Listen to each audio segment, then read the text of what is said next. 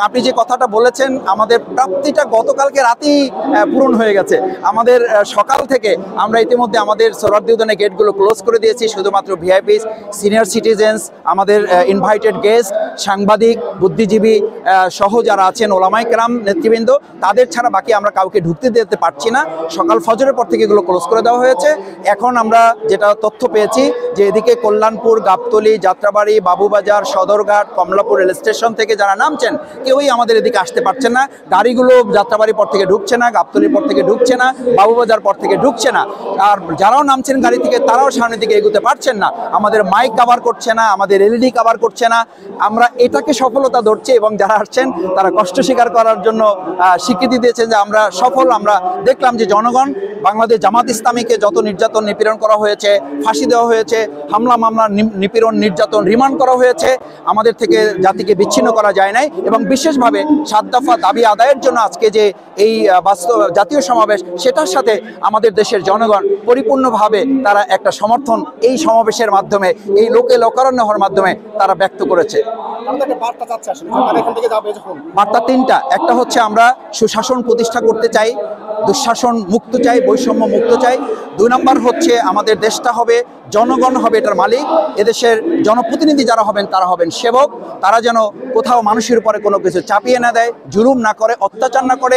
তৃতীয় হচ্ছে আমাদের দেশটাকে আমরা দুর্নীতিমুক্ত একটা রাষ্ট্র হিসাবে বিশ্বের দরবারে এটাকে মাথা উঁচু করে দাঁড় করাতে চাই। কারণ আপনারা জানেন জামাত ইসলামী সংসদীয় ভূমিকা পালন করেছে, মন্ত্রণালয় পরিচালনা করেছে এবং সেখানে আমরা কথায় না কাজের মাধ্যমে প্রমাণ করেছে। মাওলানা মতিউর রহমান নিজামী তিনি শিল্প মন্ত্রণালয় চালিয়েছেন, কৃষি মন্ত্রণালয় চালিয়েছেন। আলী হাসান মোহাম্মদ মুজাহিদ তিনি সমাজ কল্যাণ মন্ত্রণালয় চালিয়েছেন। চ্যালেঞ্জ করেছিলেন ২ টাকার দুর্নীতি হয়েছে প্রমাণ করতে পারলে আমরা শুধু মন্ত্রণালয় না, আমরা শুধু আমাদের সংসদ সদস্য পদ না, আমরা আমাদের জামাত ইসলামীর যে প্রাথমিক সদস্য পদ এটা থেকেও আমরা আমাদেরকে সরিয়ে নিয়ে আসবো। সেই চ্যালেঞ্জকে আজ পর্যন্ত কেউ মোকাবেলা করতে পারে নাই বা চ্যালেঞ্জ আজ পর্যন্ত কেউ নিতে পারে নাই। যার কারণে জাতি আমাদের প্রতি আস্থা রাখতে চায়। আমরাও জাতির কাছে কমিটমেন্ট দিতে চাই ইনশাল্লাহ। বাংলাদেশকে তারা যে বৈষম্যমুক্ত করার জন্য আন্দোলন করেছে, উই ওয়ান্ট জাস্টিসের যে স্লোগান ছাত্র জনতা তুলেছিল, সেই ন্যায় বিচারের, ন্যায়ের শাসনের একটা বাংলাদেশ আমরা আগামী দিনে জাতির সামনে আমরা উপহার দেবো ইনশাল্লাহ। মিলিয়ন জনতা যারা আসছে তারা তো চাচ্ছে যে এখান থেকে আপনারা একটা বার্তা দিবেন, সেই বার্তা নিয়ে তারা সামনে যে নির্বাচন, সেই নির্বাচনে একটা দায়িত্বপূর্ণ বার্তা হচ্ছে এটি যে আমরা আগামী দিনে মানুষ ভোট দিতে চায়, যত দ্রুত সম্ভব ইলেকশন প্রয়োজন, সেটার জন্য বিচার সংস্কার প্রয়োজন, সেটার জন্য অবাধ, সুষ্ঠু, নিরপেক্ষ এবং অংশগ্রহণমূলক লেভেল প্লেইং ফিল্ডের মাধ্যমে নিশ্চিতকরণ। এটা আমরা একদম তৃণমূলে জনগণের কাছে বার্তাটা পৌঁছে দিতে চাই। জনগণ যেন তার ভোট, আমার ভোট আমি দেবো, যাকে খুশি তাকে দেবো, নির্দ্বিধায়, নির্বিঘ্নে, নিরাপদে, নিশ্চিন্তে দেবো। এই বার্তাটা হবে আজকের এখানকার সবচেয়ে বড় মেসেজ। পিআর পদ্ধতির ব্যাপারে আমরা বলেছি যে এটি জনগণের প্রত্যাশা, জনগণের সদস্য নির্ধারণে কালো টাকা থেকে মুক্ত করা এবং মনোনয়ন বাণিজ্য থেকে রাজনৈতিক দলগুলোকে মুক্ত করা এবং আমাদের সাধারণ নাগরিকদের মাঝে উদ্বেগ, উৎকণ্ঠা তৈরি হয়, পেশি শক্তি ব্যবহার হয়, অবৈধ অস্ত্র ব্যবহার হয়, এগুলো থেকে মুক্ত করার একটাই পথ।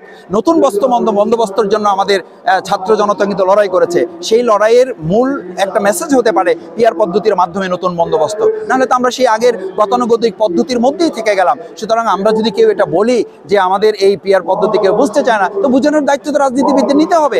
আমাদের দেশের জনগণ এতটা আমাদের চেয়ে কম বুঝেন, এটা জনগণের প্রতি অসম্মান, অশ্রদ্ধা করা হয়। আমরা জামাত ইসলামী মনে করি আমাদের দেশের জনগণকে এতটা অসম্মান, অশ্রদ্ধা করা কোনো রাজনৈতিক দলের হওয়ার কথা নয়। সেই জায়গাটা আমরা চাই।